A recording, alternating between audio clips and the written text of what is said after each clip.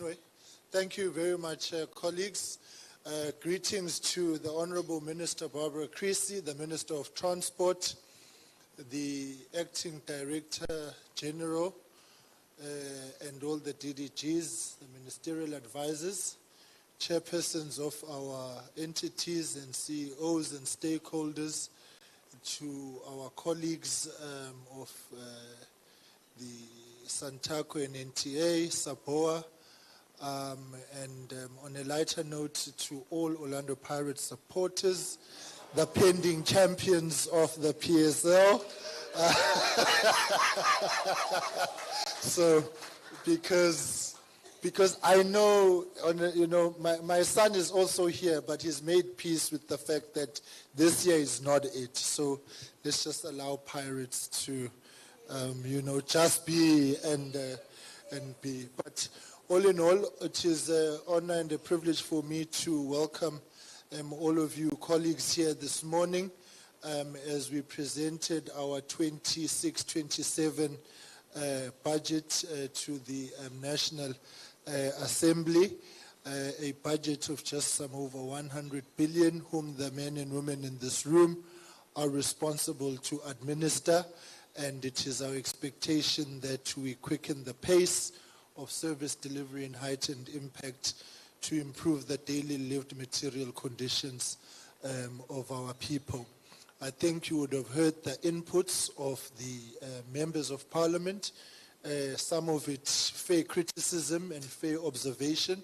We must reflect on what they have said so that we can improve the ecosystem. Then there's the other stuff, which is, well, the other stuff.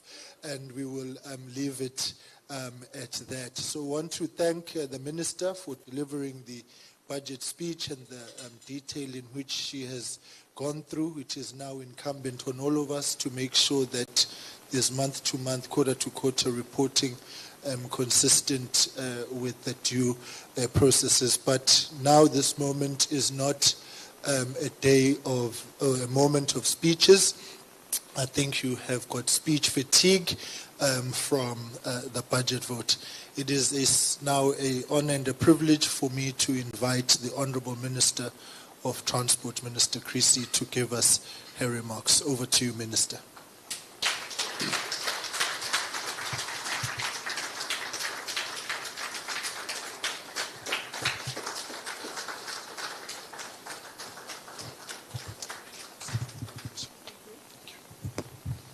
Thank you very much, Deputy Minister, and let me congratulate you also on your budget speech. And colleagues and friends, all I can say is thank you for coming and for braving this very cold weather. We had, I was chatting on the way in here to the organizers of this function, and they were telling me that this morning they were stressing because they thought most of you wouldn't come. And I had just said to myself this morning, I will go to the press conference. I'll go and sit in my office and deliver the speech. I'll come here and eat some food, and if you're not here, I'm going home to get under my duvet. So you're standing in between me and my duvet. But seriously, thank you very much for coming. You know, it's hard to believe that today, DM, we were delivering our third budget speech. And I think that what that means is that we are now halfway through the seventh administration. And what we all know about government terms is that at the beginning, 5 years seems forever, but it goes very quickly. And what the implications for all of us are that we don't have long left in order to deliver against the promises that we made when this term began and which we reported on in the speech today. If you listened to the debate, I believe that you didn't hear half of my speech, but some of you were in the briefing. So it was more or less the same thing. But if you listen to the debate, I think that there were really two lines of attack. The one line was ideological, and I really don't have much to say about it because it just was a load of inaccuracies.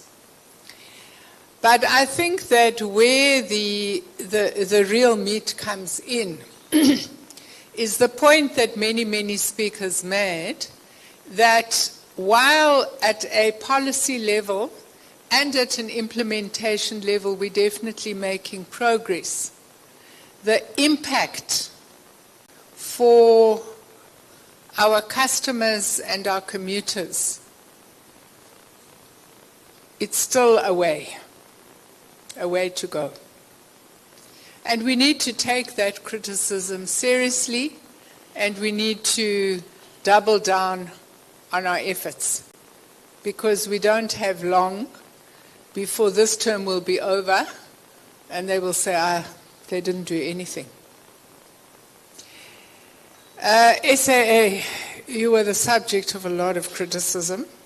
We're looking forward to the new corporate plan. And just so that you don't get a shock when you're having your coffee tomorrow morning, I'm sure I'm going to get a headline, because they asked me at the press conference whether there was going to be a bailout, and I said, I don't support a bailout of SAA.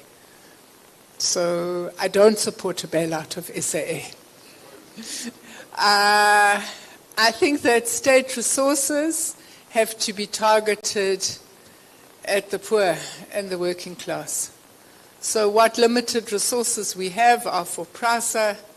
They are to consolidate our grants around road transport so that we can give a better deal to commuters. It's a tough one, but we're looking forward to that. The President nags me every day, where is the RAF hybrid model? And we don't have time. I didn't talk about the 0-0 draft bill. I didn't talk about the 8-year driver's license extension. I didn't talk about the conclusion of the e-tolls, but these are all issues that we would want to be able to give the country good news about in the next couple of months. I'm making a big plea to HNS. You did really well today.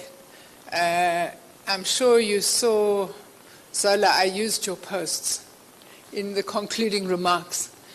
But the truth is that we can't afford any more mishaps. I think that we are really at risk in that area. And we also need to hurry up with the Regenesis report and how we are going to implement the flight, what do we call it? The FOPs. Thank you. That thing. No, I say that thing because I run foreign operators permits every weekend. I'm really tired of it. I hate long weekends because then I just know I'm going to be on the phone to acting DG and Elizabeth the whole weekend. This plane wants to land, So this is really something that we must conclude. Our meeting with National Treasury and with our provinces. Our provinces, I've met all of them now except for Western Cape and Northern Cape. Our provinces really have a dire situation with regard to their road maintenance. That meeting has got to take place as a matter of urgency.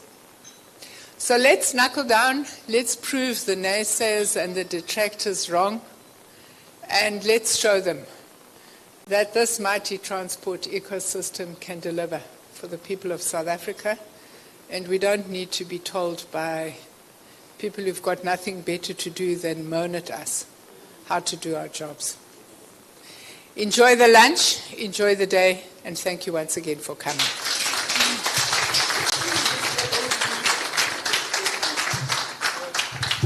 Kulu, where's Kulu?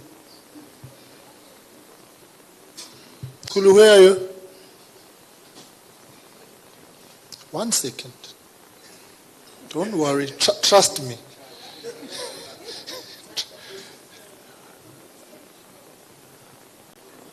Don't worry, DG, trust me.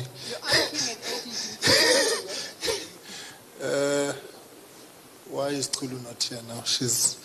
Whilst we wait, can I just ask colleagues, CEOs, chairs, we've got stakeholders in the room, so during the lunches you have been as well, and after, can we interact and engage? I always like it if you sit with somebody that you don't know, have not spoken to in a long while. So I'm going to effect a seating reshuffle shortly. I'm there, maybe there, and there. So that is just the one announcement. When I'm done here, we're going to have lunch, and then please can we interact and engage. Somebody please find Kulu. She's getting me in trouble. Okay. All right, no, it's fine. Because when she comes through, then I'll let you minister. It's fine. Yeah, okay. Thank you. Lunch is served. Thank you very much.